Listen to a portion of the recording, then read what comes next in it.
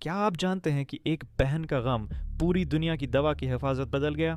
جب 1982 میں پاولا پرنس نے زہریلی ٹائلنول کھانے سے جان گنوائی تو اس کی بہن ڈیان نے غصے میں ڈوبنے کا انتخاب نہیں کیا، اس نے کچھ اور کیا۔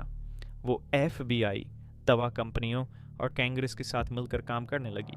مقصد صرف ایک تھا، دوسروں کو ایسی موت سے بچانا۔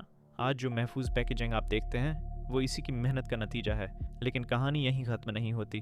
سینکڑوں جرائم کے متاثرین سے خط و کتابت کرتے ہوئے اس نے کچھ عجیب پیٹرن دیکھے، کچھ نشانیاں جو اس کی بہن کے قتل سے ملتی تھیں۔